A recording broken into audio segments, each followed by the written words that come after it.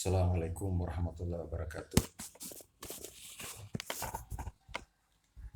Pada kesempatan ini saya akan merepresentasikan hasil review jurnal yang telah ditugaskan pada mata kuliah metodologi penelitian hukum Islam.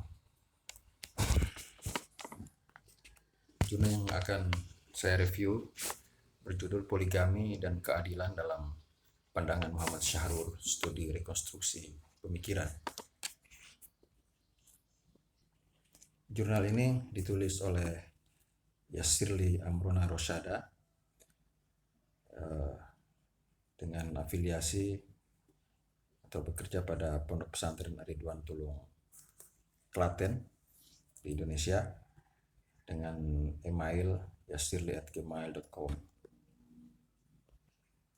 Dalam tulisannya ini, Yassirli menggunakan metode penelitian kualitatif dengan jenis penelitian kepustakaan atau library research. Kemudian menggunakan teknik dokumentasi sebagai teknik pengumpulan datanya dengan menggunakan sumber primer berupa buku-buku atau tulisan asli dari Dr. Muhammad Syahrur, terutama yang berkaitan dengan konsep keadilan dalam poligami, khususnya dua buku yang masing-masing berjudul Alkitab wa Al-Quran Qira'ah Mu'asyarah dan buku Nahwa Usul Jadidah li Al-Fiqh Al-Islami Fiqh Al-Mar'ah. Dalam jurnalnya ini Yassirli menggunakan pendekatan normatif. Hasil dari pembahasan jurnal ini yang memfokuskan pada pemikiran Muhammad Syahrur tentang konsep keadilan dalam poligami. Yassirli mendapatkan hasil bahwa penafsiran Muhammad Syahrur terhadap surah An-Nisa ayat 3 surah ini berkaitan dengan poligami.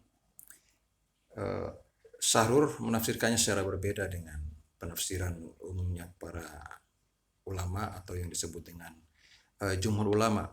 Oleh Syahrur, ayat ini ditafsirkan bahwa jika seseorang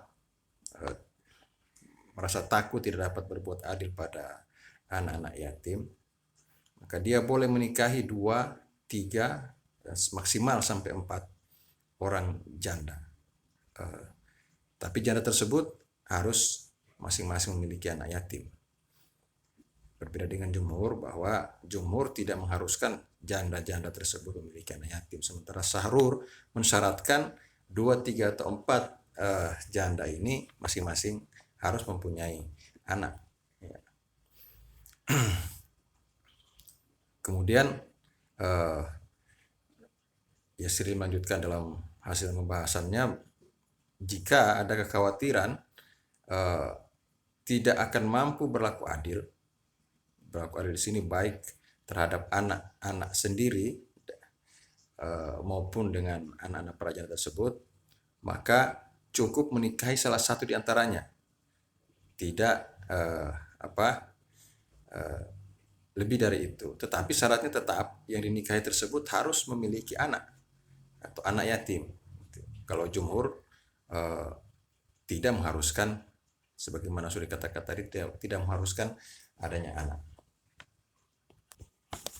Seperti dikatakan tadi, tafsiran Syahrur ini berbeda dengan tafsiran dari umumnya jumhur ulama atau kebanyakan ulama, di mana jumhur ulama menafsirkan bahwa ayat dalam surah An-Nisa ini bermakna kebolehan berpoligami hingga maksimal 4 orang istri. Kebolehan itu menurut jumhur berkaitan bila adanya ketakutan untuk tidak dapat berbuat adil pada anak-anak yatim yang hendak dinikahi.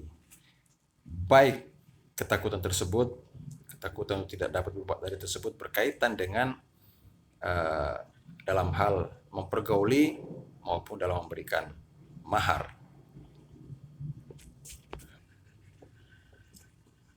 Oleh jumhur, kebolehan berpoligami ditekankan ya hanya apabila terdapat keyakinan mampu berlaku adil di antara para istri yang dipoligami tersebut. Sebaliknya, bila ada kekhawatiran tidak dapat berlaku adil, maka dianjurkan monogami sebagai pilihan utama ketimbang poligami. Demikian pendapat jumhur ulama yang berbeda dengan tafsir dari Muhammad Sahrur. Masih pada bagian pembahasan, menurut Yasirli, tafsir Muhammad Sahrur tersebut dihasilkan dengan menggunakan satu pendekatan, yaitu pendekatan kebahasaan ya, dan munasabah al-ayah atau kesesuaian antara satu ayat dengan ayat sebelumnya. Dalam hal ini dalam memahami surah An-Nisa surah keempat ayat 3 tentang poligami tersebut berkaitan dengan keadilan dalam poligami, Muhammad Sahrur menggunakan analisis kebahasaan dan kesesuaian antara ayat 3 surah An-Nisa tersebut dengan ayat sebelumnya. Di samping itu, Muhammad Sahrur tidak menggunakan atau menjadikan hadis-hadis yang meriwayatkan asbabun nuzul ayat ini, ayat dari surah An-Nisa ayat 3 ini sebagai rujukan ketika melakukan analisis atau proses penafsiran terkait dengan masalah keadilan dalam poligami. Berbeda dengan jumhur ulama yang sangat menekankan pentingnya memperhatikan hadis-hadis yang berkaitan dengan asbabun nuzul ayat. Jadi Muhammad Sahrur mengabaikan asbabun nuzul ayat. Demikian menurut Yasir dalam hasil dan pembahasannya di jurnal tersebut.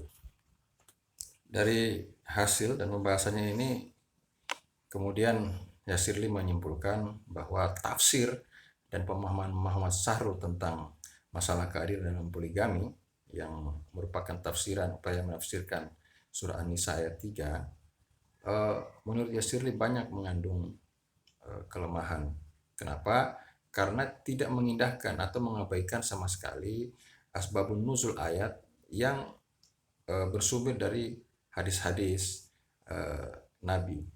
Justru dengan hanya menggunakan analisis kebahasaan dan munasabah al-ayah sebagai teknik pendekatannya dalam mengungkapkan gagasan atau tafsirnya terhadap masalah keadilan dalam poligami, itu menjadi kelemahan utama dari Muhammad Sahrur menurut Yasirli, karena tanpa atau mengabaikan sama sekali hadis-hadis sahih tentu saja yang berkaitan dengan asbabun nuzul ayat dan hanya menekankan pada pendekatan kebahasaan dan munasabah ayat, membuat pemikiran Muhammad Sahrur tersebut tidak komprehensif dan menjadi ahistoris. Jurnal ini dan tentu saja pemikiran Muhammad Sahrur berfokus pada ayat yang sudah disebutkan tadi, surah An-Nisa atau surat keempat dari Al-Quran ayat 3 yang berbunyi wa in khiftum alla tuqsitu fil yatama fankihu ma taba lakum minan nisa matna wa thulatha wa ruba fa in khiftum alla ta'dilu fawahidah aw ma malakat aymanukum dzalika adna alla ta'ulu. Secara tekstual ayat ini berarti, dan jika kamu khawatir tidak mampu berlaku adil terhadap hak-hak perempuan yatim, bila mana kamu menikahinya, maka nikahilah perempuan lain yang kamu senangi, 2, 3, atau 4. Tetapi jika kamu khawatir tidak akan mampu berlaku adil, maka nikahilah seorang saja atau hamba sahaya perempuan yang kamu miliki. Yang demikian itu lebih dekat agar kamu tidak berbuat zalim. Ini arti yang dikutip secara tekstual dari Al-Quran, terjemahan Kementerian Agama. Secara singkat ayat ini dijelaskan bahwa secara umum ayat ini menegaskan pentingnya berlaku adil terhadap hak-hak material serta anjuran mengutamakan pernikahan monogami bila terdapat kekhawatiran tidak akan dapat berlaku adil sekiranya melakukan atau mempraktikkan poligami. Dari jurnal yang ditulis oleh Yasirli ini saya kemudian mendapatkan inspirasi judul untuk jurnal selanjutnya, yaitu berjudul Analisis Historiografi terhadap Pemikiran Muhammad Sahrur tentang poligami. Menurut saya pemikiran poligami Muhammad Sahrur ini, tentang poligami dari Muhammad Sahrur ini menarik karena berbeda dengan mainstream atau pemikiran pada umumnya ulama yang berkembang dalam tradisi pemikiran Islam dari sejak abad klasik sampai saat ini, sehingga penting untuk dianalisis dengan menggunakan analisis historiografi untuk bisa menemukan satu kerangka pemikiran yang komprehensif dari Muhammad Sahrur, sekaligus untuk menguji tingkat kebenaran ya atau tingkat kontekstualitas dari pemikiran Sahrur ini dalam konteks kekinian maupun dengan substansi makna dari pesan Al-Quran tersendiri atau pesan dari Islam. Saya kira demikian. Terima kasih. Demikian review jurnal ini saya sampaikan. Assalamualaikum warahmatullahi wabarakatuh.